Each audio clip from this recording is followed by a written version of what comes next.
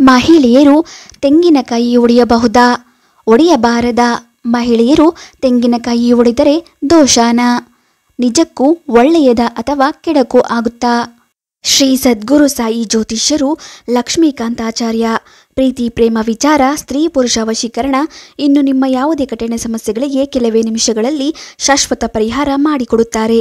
ಹಿಂದೆ ಸಂಪರ್ಕಿಸಿ 9972833427.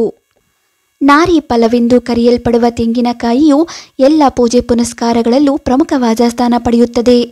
3 ಕಣ್ಣಿರುವ ತೆಂಗಿನಕಾಯಿ ಲಕ್ಷ್ಮಿ ಅವತಾರವೆಂದು, ಲಕ್ಷ್ಮಿ ಪೂಜೆಯೆಂದು ಈ ತೆಂಗಿನಕಾಯಿಯನ್ನು ಪೂಜಿಸಿದರೆ ಒಳ್ಳೆಯದು ಎನ್ನಲಾಗುತ್ತದೆ. ದೇವರಿಗೆ ಪೂಜೆ ಮಾಡಲು ಶುಭ ಕಾರ್ಯಗಳಲ್ಲೂ ಕಲ್ಪವೃಕ್ಷದ ಫಲವಾದ ತೆಂಗಿಗೆ ಮೊದಲ ಪ್ರಾಶಸ್ತ್ಯ. ಶ್ರೀಫಲವೆಂದು ಕರೆಯಲ್ಪಡುವ ತೆಂಗಿನಕಾಯಿಯು ಪೂಜೆ ಪುನಸ್ಕಾರಗಳಲ್ಲಿ ಬಹಳ ಮಹತ್ವದ ಸ್ಥಾನವನ್ನು ಪಡೆಯುತ್ತದೆ. ಹಾಗೆಯೇ ಕೆಲವೊಂದು ಸಮಸ್ಯೆಗಳಿಂದ ಹೊರಬರಲು ತೆಂಗಿನಕಾಯಿಯನ್ನು ಬಳಸಲಾಗುತ್ತದೆ. ಒಂದೇ ಒಂದು ತೆಂಗಿನಕಾಯಿ ಹಲವು ಸಮಸ್ಯೆಗಳಿಗೆ ಪರಿಹಾರವಾಗಬಹುದು. ಹಿಂದೂ ಶಾಸ್ತ್ರದಲ್ಲಿ ಮಹಿಳೆಯರಿಗೆ ಕೆಲವೊಂದು ಆಚರಣೆ ಪದ್ಧತಿಯನ್ನು ನಿಷೇಧವಿದೆ. ಅದಕ್ಕೆ ಪೂರ್ವಜರು ಹಲವು ಕಾರಣವನ್ನು ಕೊಟ್ಟಿದ್ದಾರೆ. ಅದರಂತೆ ತೆಂಗಿನಕಾಯಿಯನ್ನು ಮಹಿಳೆಯರು ಒಡೆಯಬಾರದು, ಕುಂಬಳಕಾಯಿಯನ್ನು ಸಹ ಮಹಿಳೆಯರು ಒಡೆಯುವುದಿಲ್ಲ. ಹೀಗಾಗಿ ಶ್ರೀಫಲ ಅಂದರೆ ತೆಂಗಿನಕಾಯಿಯನ್ನು ಮಹಿಳೆಯರು ಏಕೆ ಒಡೆಯಬಾರದು? ಹಿಂದೂ ಧರ್ಮದಲ್ಲಿ ಎಲ್ಲ ವಸ್ತುಗಳಿಗೂ ಆದ್ಯತೆಯನ್ನು ನೀಡಲಾಗಿದೆ. ಇದಕ್ಕೆ ತೆಂಗಿನಕಾಯಿ ಅಥವಾ ಶ್ರೀಫಲವು ಹೊರತಾಗಿಲ್ಲ. ಪೂಜೆ ಸೇರಿದಂತೆ ಧಾರ್ಮಿಕ ಕಾರ್ಯದಲ್ಲಿ ತೆಂಗಿನಕಾಯಿ ಇರಲೇಬೇಕು. ಇದು ಎಲ್ಲ ಶುಭ ಕಾರ್ಯಗಳಿಗೂ ಬೇಕೇ ಬೇಕು. ಒಂದು ಕಳಶ ಸ್ಥಾಪನೆ ಮಾಡುವುದಿದ್ದರೂ ತೆಂಗಿನಕಾಯಿಯನ್ನು ಬಳಸುತ್ತಾರೆ. ಕುಂಭಮೇಳ ಸ್ವಾಗತಕ್ಕೂ ಕಾಯಿ ಬೇಕೇ ಬೇಕು ಎಂದರೆ ಅದರ ವಿಶೇಷ ಸ್ಥಾನ ಎಷ್ಟಿರಬಹುದು ಎಂಬುದನ್ನು ಪ್ರತ್ಯೇಕವಾಗಿ ನಾವು ಹೇಳಬೇಕಿಲ್ಲ. ತೆಂಗಿನಕಾಯಿಯನ್ನು ಸಹಜವಾಗಿ ಎಲ್ಲರೂ ಒಡೆಯುತ್ತಾರೆ. ಆದರೆ ಇದಕ್ಕೂ ಒಂದು ಹಿನ್ನೆಲೆ ಅಥವಾ ಧರ್ಮಶಾಸ್ತ್ರದ ನಿಯಮ ಎಂಬುದು ಇದೆ. ಬಹುತೇಕರಿಗೆ ಗೊತ್ತಿರುವುದಿಲ್ಲ. ಕಾರಣ, ಈ ತೆಂಗಿನಕಾಯಿಯನ್ನು ಪುರುಷರು ಮಾತ್ರ ಒಡೆಯಬೇಕು, ಮಹಿಳೆಯರು ಒಡೆಯಬಾರದು ಎಂದು ಹೇಳಲಾಗುತ್ತದೆ. ಆದರೆ ಇದಕ್ಕೆ ಧರ್ಮಶಾಸ್ತ್ರದಲ್ಲಿ ಕಾರಣವನ್ನು ಕೊಡಲಾಗಿದೆ. ಹಿಂದೂ ಶಾಸ್ತ್ರದಲ್ಲಿ ಮಹಿಳೆಯರಿಗೆ ಕೆಲವೊಂದು ಆಚರಣೆ ಪದ್ಧತಿಯನ್ನು ನಿಷೇಧಿಸಲಾಗಿದ್ದರೂ ಅದಕ್ಕೆ ಅದರದ್ದೇ ಆದ ಹಿನ್ನೆಲೆ ಇದೆ ಎಂದು ಹೇಳುತ್ತಾರೆ. ಉದಾಹರಣೆಗೆ, ಕುಂಬಳಕಾಯಿ ಹಾಗೂ ಸೀತಾಫಲವನ್ನು ಸಹ ಮಹಿಳೆಯರು ಒಡೆಯುವುದಿಲ್ಲ. ಮಹಿಳೆಯರು ಒಡೆಯಬಾರದು ಎಂಬುದಕ್ಕೆ ಪ್ರಮುಖ ಕಾರಣವಿದ್ದು, ತೆಂಗಿನಕಾಯಿಯನ್ನು ಒಡೆಯುವುದು ಬಲಿಯ ಸೂಚಕ ಎಂದು ಹೇಳಲಾಗುತ್ತದೆ. ಈ ಕಾರಣಕ್ಕೆ ಬಲಿಯಂತಹ ಕಾರ್ಯವನ್ನು ಪುರುಷರಷ್ಟೇ ಮಾಡಬೇಕು, ಅಂತ ಕಾರ್ಯಗಳಲ್ಲಿ ಹೆಣ್ಣು ಮಕ್ಕಳು ತೊಡಗಿಕೊಳ್ಳಬಾರದು ಎಂಬ ನಿಯಮವನ್ನು ಶಾಸ್ತ್ರದಲ್ಲಿ ಉಲ್ಲೇಖಿಸಲಾಗಿದೆ. ಇನ್ನು ತೆಂಗಿನಕಾಯಿ ಬಗ್ಗೆ ವೈಜ್ಞಾನಿಕವಾಗಿ ಸೇರಿದಂತೆ ಹಲವು ರೀತಿಯಲ್ಲಿ ಉಪಯುಕ್ತ ಮಾಹಿತಿಯನ್ನು ಹೇಳಲಾಗುತ್ತದೆ. ಅವುಗಳೆಂದರೆ, ತೆಂಗಿನಕಾಯಿಯಿಂದ ಶಾರೀರಿಕ ದೌರ್ಬಲ್ಯ ದೂರವಾಗುತ್ತದೆ. ಇದರಲ್ಲಿ ಬಹಳ ಕ್ಯಾಲೋರಿ ಇರುತ್ತದೆ. ಇದರಲ್ಲಿರುವ ಎಳೆನೀರನ್ನು ಪೊಟ್ಯಾಷಿಯಂ ಸೇರಿ ಹಲವು ಉಪಯುಕ್ತ ಅಂಶಗಳಿರುವುದರಿಂದ ಇದನ್ನು ತಾಯಿ ಹಾಲಿಗೆ ಸಮವೆಂದು ಹೇಳಲಾಗುತ್ತದೆ. ಹಾಗಾದರೆ ಮಹಿಳೆಯರು ಏಕೆ ತೆಂಗಿನಕಾಯಿಯನ್ನು ಒಡೆಯಬಾರದು ಎಂಬುದರ ಬಗ್ಗೆ ಇನ್ನಷ್ಟು ತಿಳಿಯೋಣ. ತೆಂಗಿನಕಾಯಿಯ ನೈವೇದ್ಯವು ಹಿಂದೂ ಧರ್ಮದಲ್ಲಿ ಸಾಮಾನ್ಯವಾಗಿದೆ ಮತ್ತು ಅದನ್ನು ನಂತರ ಪ್ರಸಾದ ಎಂದು ವಿತರಿಸಲಾಗುತ್ತದೆ.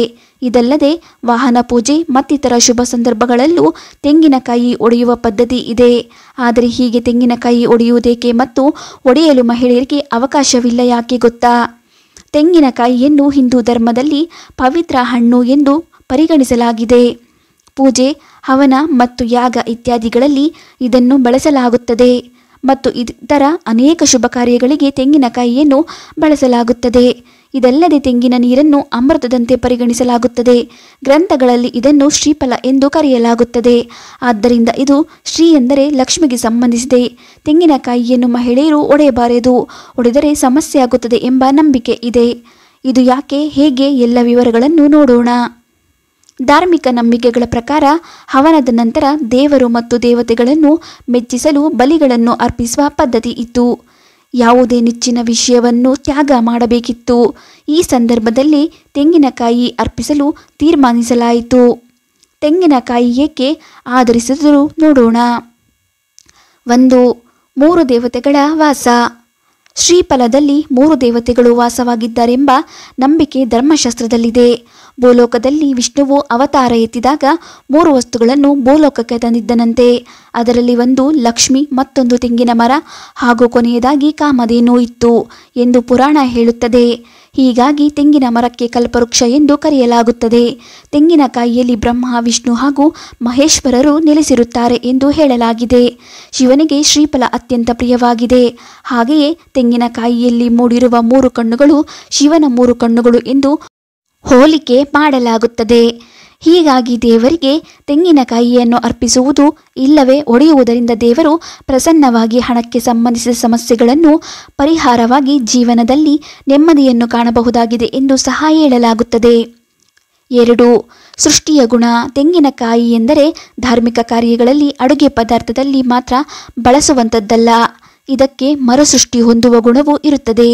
ಅಂದರೆ ಇದನ್ನು ಪುನಃ ಬೀಜ ಮಾಡಿ ಗಿಡ ಮಾಡಬಹುದು. ಇನ್ನು ಸ್ತ್ರೀ ಸಹ ಹೀಗೆಯೇ. ಆಕೆ ಸಹ ಇನ್ನೊಂದು ಜೀವಕ್ಕೆ ಜೀವ ಕೊಡುವವಳು. ಅಂದರೆ ಸಂತಾನೋತ್ಪತ್ತಿಕಾರಕ ಸ್ವರೂಪಿ ಹೆಣ್ಣು. ಈ ಹಿನ್ನೆಲೆಯಲ್ಲಿ ಸ್ತ್ರೀಯಾದವಳು ತೆಂಗಿನಕಾಯಿ ಅಂದರೆ ಶ್ರೀಫಲವನ್ನು ಒಡೆಯಬಾರದು ಎಂಬ ನಿಯಮವನ್ನು ಮಾಡಲಾಗಿದೆ. ಈ ರೀತಿಯಾಗಿ ಹೆಣ್ಣು ಮಕ್ಕಳು ತೆಂಗಿನಕಾಯಿಯನ್ನು ಒಡೆಯುವುದು ಧರ್ಮಶಾಸ್ತ್ರದ ಪ್ರಕಾರ ಅಶುಭ ಎಂದು ಹೇಳಲಾಗುತ್ತದೆ. ದೇವತೆಗಳ ಪೂಜೆಯ ಸಂದರ್ಭದಲ್ಲಿ ಕೇವಲ ಪುರುಷರಿಂದ ಮಾತ್ರ ತೆಂಗಿನಕಾಯಿಯನ್ನು ಒಡೆಸಲಾಗುತ್ತದೆ. 3. ಕಲಬೆರಕೆ ಇಲ್ಲದ್ದು. ತೆಂಗಿನಕಾಯಿಯನ್ನು ಅರ್ಪಿಸಲು ಪ್ರಮುಖ ಕಾರಣವೆಂದರೆ ಅದು ಮಾನವನು ದೇವತೆಗೆ ಅರ್ಪಿಸಬಹುದಾದ ಅತ್ಯಂತ ಶುದ್ಧ ವಸ್ತುವಾಗಿದೆ.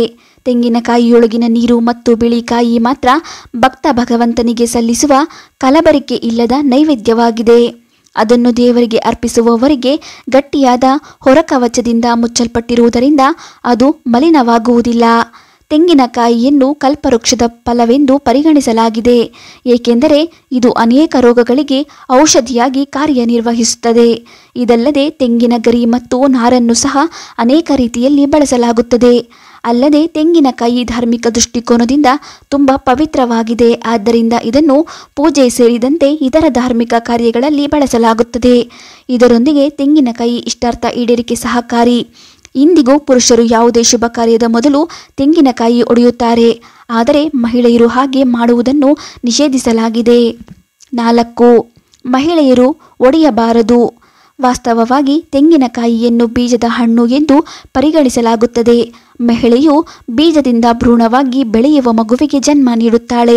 ತೆಂಗಿನಕಾಯಿ ಗರ್ಭಧಾರಣೆಯ ಬಯಕೆಯನ್ನು ಪೂರೈಸುವ ಸಾಮರ್ಥ್ಯವನ್ನು ಹೊಂದಿದೆ ಎಂದು ಪರಿಗಣಿಸಲಾಗಿದೆ. ಮಹಿಳೆಯರು ತೆಂಗಿನಕಾಯಿ ಒಡೆದರೆ ಮಗುವಿಗೆ ತೊಂದರೆಯಾಗುತ್ತದೆ ಎಂದು ನಂಬಲಾಗಿದೆ. ಇದೇ ಕಾರಣಕ್ಕೆ ಮಹಿಳೆಯರಿಗೆ ತೆಂಗಿನಕಾಯಿ ಒಡೆಯುವುದನ್ನು ನಿಷೇಧಿಸಲಾಗಿದೆ. 5. ವಿಶ್ವಾಮಿತ್ರರ ಸೃಷ್ಟಿ. ಧಾರ್ಮಿಕ ಕಥೆಗಳ ಪ್ರಕಾರ ಒಮ್ಮೆ ವಿಶ್ವಾಮಿತ್ರರು ಭಗವಾನ್ ಇಂದ್ರನ ಮೇಲೆ ಕೋಪಗೊಂಡು ಪ್ರತ್ಯೇಕ ಸ್ವರ್ಗವನ್ನು ಸೃಷ್ಟಿಸಿದರು. ಆದರೆ ಈ ಸೃಷ್ಟಿ ಸ್ವತಃ ವಿಶ್ವಾಮಿತ್ರರಿಗೆ ಇಷ್ಟವಾಗಲಿಲ್ಲ. ಆಗವರು ಪ್ರತ್ಯೇಕ ಭೂಮಿಯನ್ನು ಮಾಡಲು ನಿರ್ಧರಿಸಿದರು. ಆಗ ತೆಂಗಿನಕಾಯಿಯನ್ನು ಮೊದಲು ಮಾನವ ರೂಪದಲ್ಲಿ ಅವರು ರಚಿಸಿದರು.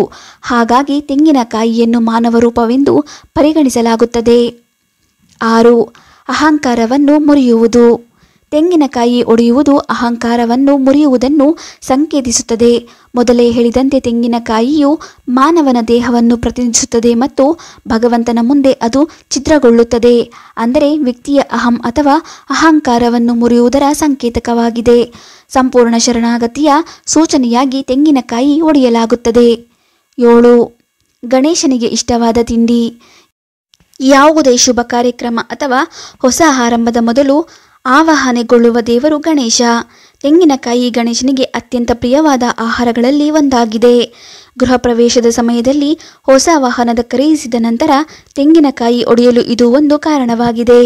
ಹೀಗಾಗಿ ತೆಂಗಿನಕಾಯಿಯನ್ನು ಮಹಿಳೆಯರು ಒಡೆಯಲೇಬಾರದೆಂದೇನೂ ಹೇಳಲಾಗದು. ಕೆಲವೊಂದು ಅನಿವಾರ್ಯ ಸಂದರ್ಭಗಳಲ್ಲಿ ಮಹಿಳೆಯರೇ ಕಾಯಿ ಒಡೆಯುವುದುಂಟು. ಆದರೆ ಮಾತೃಸ್ವರೂಪಿಯಾದವಳು ಒಡೆಯಬಾರದು ಎಂಬ ನಿಯಮವನ್ನು ತರಲಾಗಿದೆ. ತೆಂಗಿನಕಾಯಿಯನ್ನು ಶುಭ ಕಾರ್ಯಗಳಲ್ಲಿ ಮತ್ತು ಶುಭ ಸಂದರ್ಭಗಳಲ್ಲಿ ಯಾವ ಕಾರಣಕ್ಕಾಗಿ ಬಳಸಲಾಗುತ್ತದೆ ಎನ್ನುವುದನ್ನು ತಿಳಿದುಕೊಂಡಿರಲ್ಲವೇ? ಒಂದು ವೇಳೆ ನಿಮ್ಮ ಮನೆಯಲ್ಲಿ ಮಹಿಳೆಯರು ಶುಭ ದಿನಗಳಲ್ಲಿ ಶುಭ ಕಾರ್ಯಗಳಲ್ಲಿ ತೆಂಗಿನಕಾಯಿಯನ್ನು ಒಡೆಯುತ್ತಿದ್ದರೆ ಅದನ್ನು ಹಿಂದೆ ತಪ್ಪಿಸಿ. 8. ದುಷ್ಟಶಕ್ತಿಯ ದೃಷ್ಟಿ ತಾಕದಿರಲು. ದುಷ್ಟಶಕ್ತಿಗಳ ದೃಷ್ಟಿ ಬೀಳದಂತಿರಲು ನಿಮ್ಮ ಎತ್ತರದ ಅಳತೆಯಷ್ಟು ಕೆಂಪು ದಾರ ಅಥವಾ ಕೆಂಪು ಬಟ್ಟೆಯ ನಾಡಿಯನ್ನು ತೆಗೆದುಕೊಂಡು ತೆಂಗಿನಕಾಯಿಗೆ ಸುತ್ತಿ ನಿಮ್ಮ ತಲೆಗೆ 7 ಬಾರಿ ಸುತ್ತಿನ ನಂತರ ಹರಿಯುವ ನೀರಿನಲ್ಲಿ ಬಿಡಬೇಕು. ಇದರಿಂದ ಕೆಟ್ಟ ದೃಷ್ಟಿಯು ನಿವಾರಣೆಯಾಗುವುದು. ಈ ಪರಿಹಾರವನ್ನು 7 ಮಂಗಳವಾರ ಮಾಡಬೇಕು. 9.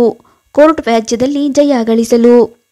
ನೀವು ಯಾವುದಾದರೂ ಕೋರ್ಟ್ ಕೇಸ್ನಲ್ಲಿ ಸಿಲುಕಿದ್ದರೆ ಮನೆಯಲ್ಲಿ ತೆಂಗಿನಕಾಯಿ ನೆಟ್ಟುಕೊಂಡು ಪೂಜೆ ಮಾಡಿ ಅದರ ಮೇಲೆ ಕೆಂಪು ಬಣ್ಣದ ಹೂವು ನೀಡಿ ನಂತರ ಮನೆಯಿಂದ ಹೊರಡುವಾಗ ಆ ಹೂವನ್ನು ನಿಮ್ಮ ಬಳಿ ಇಟ್ಟುಕೊಳ್ಳಿ.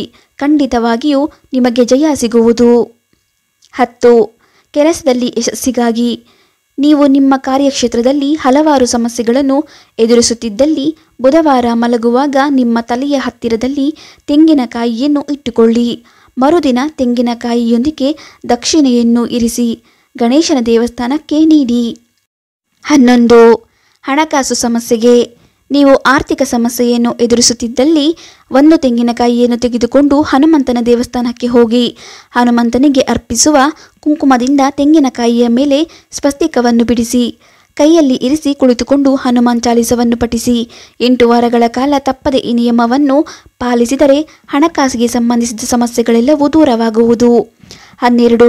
ವ್ಯವಹಾರದಲ್ಲಿ ನಷ್ಟವಾಗಿದ್ದರೆ ನಿಮ್ಮ ವ್ಯವಹಾರದಲ್ಲಿ ನಷ್ಟವಾಗಿದ್ದಲ್ಲಿ ತೆಂಗಿನಕಾಯಿಯನ್ನು 1.5 ಮೀಟರ್ ಅಳತೆಯ ಹಳದಿ ಬಣ್ಣದ ಬಟ್ಟೆಯಲ್ಲಿ ಸುತ್ತಿ ಜೊತೆಗೆ ಒಂದಷ್ಟು ಹಳದಿ ಬಣ್ಣದ ಸಿಹಿಯನ್ನು ಇರಿಸಿ ವಿಷ್ಣುವಿನ ದೇವಸ್ಥಾನಕ್ಕೆ ನೀಡಿದರೆ ಒಳ್ಳೆಯದು. 13. ಇದರ ಸಮಸ್ಯೆ ನಿವಾರಿಸಲು ಜೀವನದಲ್ಲಿ ನಿರಂತರವಾಗಿ ಸಮಸ್ಯೆಯನ್ನು ಎದುರಿಸುತ್ತಿದ್ದಲ್ಲಿ ಒಂದು ತೆಂಗಿನಕಾಯಿ, ಕೆಂಪು ದುಪ್ಪಟ, ಕೆಂಪು ಹೂವು ಹಾಗೂ ಒಂದಷ್ಟು ಕರ್ಪೂರದ ತುಂಡುಗಳನ್ನು ದುರ್ಗಾ ಮಾತೆಯ ಎದುರುಗಿಟ್ಟು ಪ್ರತಿದಿನವೂ ಪ್ರಾರ್ಥಿಸಿ. 14. ಬಡತನ ನಿವಾರಣೆಗೆ ಮನೆಯಲ್ಲಿ ಬಡತನವೇ ಮನೆ ಮಾಡಿದ್ದರೆ ಶುಕ್ರವಾರದಂದು ತೆಂಗಿನಕಾಯಿಯನ್ನು ತೆಗೆದುಕೊಂಡು ಮಹಾಲಕ್ಷ್ಮಿಯನ್ನು ಪ್ರಾರ್ಥಿಸಿ ನಂತರ ಆ ತೆಂಗಿನಕಾಯಿಯನ್ನು ಲಾಕರ್ನಲ್ಲಿಟ್ಟರೆ ಬಡತನವು ನಿಧಾನವಾಗಿ ಕರಗುವುದು. 15. ಶನಿಯನ್ನು ಶಾಂತಗೊಳಿಸಲು ನಿಮ್ಮ ರಾಶಿಯಲ್ಲಿ ಶನಿಯು ದುರ್ಬಲನಾಗಿದ್ದಲ್ಲಿ ಪ್ರತಿ ಶನಿವಾರ ಒಂದು ತೆಂಗಿನಕಾಯಿಯನ್ನು ಗಂಗಾಜಲದಲ್ಲಿ ಮುಳುಗಿಸಿ. ಇದನ್ನು ಮಾಡುವಾಗ ಓಂ ರಾಮದೂತಾಯ ನಮಃ ಎಂಬ ಮಂತ್ರವನ್ನು ಪಠಿಸಿ.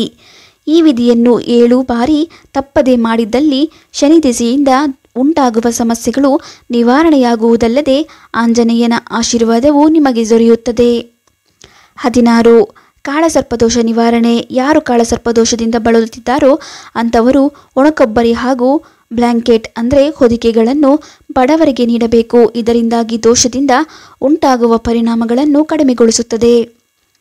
17. ಅದೃಷ್ಟ ಪಡೆಯಲು ಒಳ್ಳೆಯ ಅದೃಷ್ಟವನ್ನು ಗಳಿಸಲು ಪವಿತ್ರವಾದ ನೀರಿನಲ್ಲಿ ತೆಂಗಿನಕಾಯಿಯನ್ನು ಮುಳುಗಿಸಿ. ಇದನ್ನು ಮಾಡುವ ಮುನ್ನ ನಿಮ್ಮ ಮನೆ ದೇವರಿಗೆ ಮನಸ್ಸಿನಲ್ಲೇ ಪ್ರಾರ್ಥಿಸಿ ನಿಮ್ಮ ಕುಟುಂಬದವರನ್ನು ನೆನೆಸಿಕೊಳ್ಳಿ, ಒಳ್ಳೆಯದಾಗುವುದು. 18. ಶುಕ್ರ ದಶೆ ನಿವಾರಣೆಗೆ ಶುಕ್ರ ದಶೆಯಿಂದಾಗಿ ಸಮಸ್ಯೆಗಳನ್ನು ಎದುರಿಸುತ್ತಿದ್ದಲ್ಲಿ ಶುಕ್ರವಾರದಂದು ಒಂದು ತೆಂಗಿನಕಾಯಿ ಬಿಳಿ ಬಣ್ಣದ ಸಿಹಿ ಧೂಪ ಹಾಗೂ ದಕ್ಷಿಣೆಯೊಂದಿಗೆ ಯಾವುದಾದರೂ ದೇವಿಯ ದೇವಸ್ಥಾನಕ್ಕೆ ನೀಡಬೇಕು. 19. 3 ಕಣ್ಣಿನ ತೆಂಗಿನಕಾಯಿ 3 ಕಣ್ಣಿನ ತೆಂಗಿನಕಾಯಿಯು ದೊರೆತರೆ ಬಹಳ ಶುಭವೆಂದು ಹೇಳಲಾಗುತ್ತದೆ. ಈ ತೆಂಗಿನಕಾಯಿಯನ್ನು ಲಕ್ಷ್ಮಿಯ ಅವತಾರವೆಂದು ಕರೆಯಲಾಗುತ್ತದೆ. ಹಾಗಾಗಿ ಈ ತೆಂಗಿನಕಾಯಿಯನ್ನು ದೀಪಾವಳಿಯೆಂದು ಪೂಜಿಸಿದರೆ ನಿಮ್ಮ ಜೀವನದಲ್ಲಿ ಎಂದಿಗೂ ಹಣದ ಸಮಸ್ಯೆ ಬರಲಾರದು. 20. ಶನಿವಾರದಂದು 3 ಕಣ್ಣಿನ ತೆಂಗಿನಕಾಯಿಯನ್ನು ಹಿತ್ತಾಳೆಯ ತಟ್ಟೆಯ ಮೇಲಿಟ್ಟು ಪೂಜಿಸಿದರೆ ಸಮಸ್ಯೆಗಳೆಲ್ಲವೂ ನಿವಾರಣೆಯಾಗುತ್ತದೆ. 21. ಮೇಲೆ ಹೇಳಿರುವ ಕಾರಣ ಮಹಿಳೆಯರು ತೆಂಗಿನಕಾಯಿ ಒಡೆಯಬಾರದು. ಹೆಚ್ಚಾಗಿ ಮನೆಯಲ್ಲಿ ತೆಂಗಿನಕಾಯಿಯನ್ನು ಪುರುಷರೇ ಒಡೆಯುತ್ತಾರೆ. ಮಹಿಳೆಯರು ಒಡೆಯಬಾರದೆಂದು ಹೇಳಲಾಗುತ್ತದೆ. ದೇವಸ್ಥಾನಗಳಲ್ಲೂ ಮಹಿಳೆಯರು ತೆಂಗಿನಕಾಯಿ ಒಡೆಯುವುದು ನಿಷಿದ್ಧ. ಅದರಲ್ಲೂ ಗರ್ಭಿಣಿ ಮಹಿಳೆಯರು ತೆಂಗಿನಕಾಯಿ ಒಡೆಯಲೇಬಾರದು. ಏಕೆಂದರೆ ಕಲ್ಪವೃಕ್ಷವಾದ ತೆಂಗಿನ ಮರದಿಂದ ಬೀಳುವ ತೆಂಗಿನಕಾಯಿಯು ತಾಯಿಯ ಗರ್ಭದಿಂದ ಬೀಳುವ ಬೀಜದಂತೆ. ಆದ್ದರಿಂದ 9 ತಿಂಗಳ ಕಾಲ ತನ್ನ ಗರ್ಭದಲ್ಲಿ ಬೀಜವನ್ನು ಅಂದರೆ ಭ್ರೂಣವನ್ನು ಹೊರುವ ಮಹಿಳೆಯು ತೆಂಗಿನಕಾಯಿ ಒಡೆಯಬಾರದು. ಅದು ಪ್ರಕೃತಿ ನಿಯಮಕ್ಕೆ ವಿರುದ್ಧವಾದದ್ದು ಎಂದು ಹೇಳಲಾಗುತ್ತದೆ. 22. ಕಾಯಿ ಕೆಟ್ಟು ಹೋಗಿರಬಹುದೇ ಹೊರತು ಭಕ್ತಿಯಲ್ಲ. ಹಾಗೂ ವಾಹನ ಪೂಜೆ ಮಾಡುವ ಸಂದರ್ಭದಲ್ಲಿ ತೆಂಗಿನಕಾಯಿ ಒಡೆಯುವಾಗ ಕಾಯಿಯು ಹಾಳಾಗಿದ್ದರೆ ಆಗಿರುವಂತಹ ಕೆಟ್ಟ ದೃಷ್ಟಿಯು ನಿವಾರಣೆಯಾಗಿದೆ ಎಂದರ್ಥ. ಇನ್ನು ಕೆಲವರು ಹೇಳುವಂತೆ ಅದು ಮುಂದಿನ ದಿನಗಳ ಶುಭದ ಸೂಚನೆಯಾಗಿರಲೂಬಹುದು. 23. ತೆಂಗಿನಕಾಯಿ ಸಮವಾಗಿ ಒಡೆದರೆ ಮನಸ್ಸಿನಲ್ಲಿರುವ ಸಮಬದ್ಧವಾದ ಇಚ್ಛೆಗಳು ಆಸೆಗಳು ನೆರವೇರುವುದು ಎನ್ನಲಾಗುತ್ತದೆ. ತೆಂಗಿನಕಾಯಿಯಲ್ಲಿ ಹೂವು ಬಂದರೆ ನವದಂಪತಿಗಳಿಗೆ ಮಕ್ಕಳಿಲ್ಲದವರಿಗೆ ಶೀಘ್ರವೇ ಸಂತಾನ ಭಾಗ್ಯ ಪ್ರಾಪ್ತಿಯಾಗುವುದರ ಸೂಚನೆ. ಭಕ್ತಿಯಿಂದ ದೇವರಿಗೆ ಅರ್ಪಿಸುವ ಹೂವು ಹಣ್ಣು ಹೇಗಿದ್ದರೂ ಭಕ್ತಿಯೇ ಮುಖ್ಯವಾಗಿರುತ್ತದೆ. 24. ತೆಂಗಿನಕಾಯಿಯು ಹೊರಭಾಗದಲ್ಲಿ ಗಟ್ಟಿಯಾಗಿದ್ದರೂ ಒಳಭಾಗದಲ್ಲಿ ಮೃದುವಾಗಿರುತ್ತದೆ. ಹಾಗಾಗಿ ದೇವರ ಮುಂದೆ ತೆಂಗಿನಕಾಯಿ ಒಡೆಯುವಾಗ ತೆಂಗಿನಕಾಯಿಯೊಳಗಿರುವ ನೀರು ದೇವರ ಪಾದದ ಮೇಲೆ ಬೀಳಬೇಕು. ಈ ಒಂದು ಪವಿತ್ರ ಫಲವನ್ನು ದೇವರಿಗೆ ಅರ್ಪಿಸುವಾಗ ಎಲ್ಲೆಲ್ಲೋ ಒಡೆಯಬಾರದು. ಮೊದಲು ತೆಂಗಿನಕಾಯಿಯನ್ನು ತೊಳೆದು ನಂತರ ದೇವರ ಮುಂದೆಯೇ ಒಡೆಯಬೇಕು. ಒಡೆದಾಗ ಅದರಲ್ಲಿ ಇರುವ ನೀರನ್ನು ದೇವರ ಪಾದಕ್ಕೆ ಅರ್ಪಿಸಬೇಕು. ಅರ್ಪಿಸುವಾಗ ದೇವರ ಪ್ರಾರ್ಥನೆಯನ್ನು ಮಾಡಬೇಕು. 25. ಗರ್ಭಿಣಿ ಸ್ತ್ರೀಯರು ಕೂಡ ಏಕಾಕ್ಷಿ ತೆಂಗಿನಕಾಯಿಯನ್ನು ಪೂಜಿಸಬಹುದು. ಇದರಿಂದ ಸಂಕಷ್ಟಗಳಿಲ್ಲದ ಹೆರಿಗೆ ಅವರದಾಗುತ್ತದೆ. ವಿಡಿಯೋ ಇಷ್ಟ ಆದರೆ ಲೈಕ್ ಮಾಡಿ, ಶೇರ್ ಮಾಡಿ, ನಮ್ಮ ಚಾನಲ್ ಸಬ್ಸ್ಕ್ರೈಬ್ ಮಾಡಿ. ಮುಂದಿನ ವಿಡಿಯೋದೊಂದಿಗೆ ಭೇಟಿಯಾಗೋಣ. ಧನ್ಯವಾದಗಳು.